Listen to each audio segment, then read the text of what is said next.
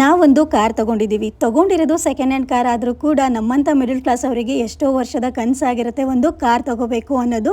ಆ ಕನಸು ಇವತ್ತು ಈಡೇರಿದೆ. ಈ ಕಾರ್ ತಗೊಳ್ಳೋದ್ರ ಹಿಂದೆ ವರ್ಷಗಳ ಪರಿಶ್ರಮನೇ ಇದೆ. ನನಗೆ ಪ್ರತಿದಿನನೂ ನಮ್ಮ ಯಜಮಾನ್ರ ಮೇಲೆ ಇಟ್ಟಿರೋ ಪ್ರೀತಿ ಗೌರವ ಜಾಸ್ತಿ ಆಗ್ತಾನೆ ಇದೆ. ಯಾವಾಗಲೂ ಅಷ್ಟೇ ಇವರಿಗೆ ಅಂತ ಇವ್ರು ಏನು ಮಾಡ್ಕೋತಾನೆ ಇಲ್ಲ. ಒಂದು ಅಪ್ಪ ಅಮ್ಮನಿಗೋಸ್ಕರ ಮಾಡ್ತಾರೆ, ಇಲ್ಲ ನನಗೋಸ್ಕರ ಅಂತ ಮಾಡ್ತಾರೆ. ಇವ್ರಿ ಒಳ್ಳೆತನಕ್ಕೆ ನಾನು ಏನು ಹೇಳಿದ್ರು ಸಾಲದು. ನನ್ನ ಗಂಡನ ಬಗ್ಗೆ ನಾನೇ ಇಷ್ಟೊಂದು ಹೊಗಳುತ್ತಿದ್ದೀನಿ ಅನ್ಕೋಬೇಡಿ. ಇವ್ರು ನಿಜವಾಗ್ಲೂ ಇರೋದೇ ಹೀಗೆ. ಒಬ್ಬರಿಂದ ಏನೂ ಆಗಲ್ಲ ಮೇಡಮ್, ಎರಡು ಕೈ ಸೇರಿದ್ರೇ ಚಪ್ಪಾಳೆ. ಇಬ್ಬರು ಕೂಡ ಕಷ್ಟಪಟ್ಟು ದುಡಿತಾ ಇದ್ದೀವಿ. ನಾವು ಇಷ್ಟು ಒಂದು ಒಳ್ಳೆ ಪೊಸಿಷನಲ್ಲಿ ಇರೋದಕ್ಕೆ ಯಾರು ಕಾರಣ?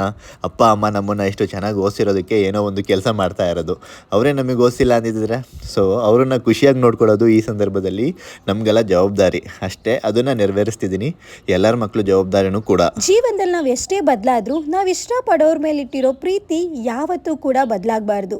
ಎಲ್ಲರ ದಿನ ಶುಭವಾಗಲಿ. ಎಲ್ಲರೂ ಖುಷಿಯಾಗಿರಿ.